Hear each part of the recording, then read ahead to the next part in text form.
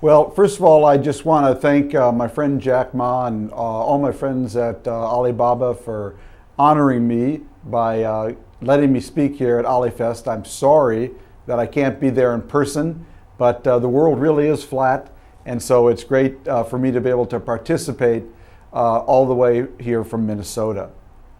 What I want to talk about in the next half hour is my new book, which just came out. It's co-written with a friend of mine, Professor Michael Mandelbaum from Johns Hopkins University. And our book is called That Used to Be Us. That Used to Be Us, How America Lost Its Way in the World It Invented and How We Can Come Back. Now you might wonder why I, a specialist in foreign policy, and actually my co-author, also a specialist in foreign policy, have chosen to write a book about American domestic policy. And the reason is very simple. Over the last couple of years, my friend and I would start every day talking about events in the world. But always we found ourselves, at the end of the day, coming back to events in America, problems and challenges in America. And we realized that really America, its future, its fate, its vitality, its economic well-being, was really the biggest foreign policy issue in the world. Because America is so much the tentpole that holds up the global economy. And if that tentpole starts to wobble or fracture, well, from an American point of view, our kids won't just grow up in a different America. We believe they'll grow up in a different world. So we really applied ourselves to thinking, what are the problems that have been weakening America today? And that's why we called the book That Used to Be Us. Now, whenever we tell people the name of our book, they always ask us here in America, does it have a happy ending? And we always tell them, it does have a happy ending. We just don't know yet whether it is fiction or nonfiction, whether it is true or just a novel. It's our desire to write this book now because we really believe America can and must have a happy ending in the 21st century.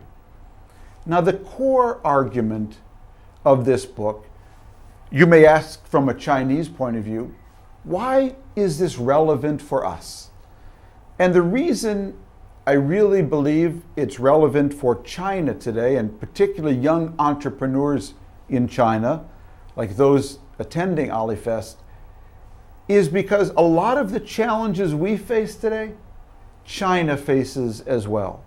We come at them at different stages of development, at different times in our history, but we're really both facing very similar challenges.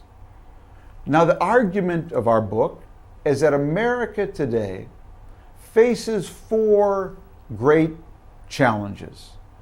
The first is adjusting to the IT revolution. The second is adjusting to globalization. The third is how we manage our debt and deficits and the promises we've made to our people for Social Security and Medicare when they retire. And the last is energy and climate. How do we grow as a country and keep energy prices at a reasonable level and not pollute the air and destroy our climate? Those are America's four great challenges.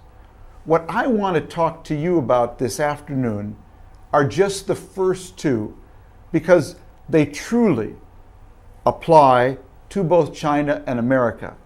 And that is how we manage, how we handle the IT revolution and expanding globalization. And I would argue that the IT revolution and globalization have really merged together to create one challenge. It's the challenge of the flat world. And ultimately, as I will explain, that's really an education challenge. Now, I had a funny experience, funny for me, when I sat down to write this book. Because I was thinking, well, what's happened in the technology realm since I wrote my first book about this, The World is Flat? And I went to my World is Flat first edition, which I began writing in 2004. And I opened it to the back of the book, and I looked in the index under F, under the letter F. And you know what I found? Facebook wasn't in it. Wow. When I had declared the world is flat, we are all connected. Facebook didn't exist. Twitter was a sound. The cloud was in the sky. 4G was a parking place. Applications were what you sent to college. LinkedIn was a prison. And Skype, for most people, was a typo, was a misspelling. All of that happened after I wrote The World is Flat. And as I realized that, I realized we've actually, very quietly, with nobody declaring it, we've moved from Flat World 1.0 to Flat World 2.0. We've moved from a world that is connected to a world that is now hyper-connected. And not only hyper-connected, but so much more interconnected and therefore interdependent. So when America's having an economic problem, it's a challenge. It's a challenge for China. And when China's having an economic problem, it's a challenge for us. But the bottom line is, while we in America were focused on the aftermath of September 11th, while we've been focused on the economic fallout from our subprime crisis, something really important has happened in the realm of globalization and the IT revolution. The two have merged together and taken the world from connected to hyper-connected.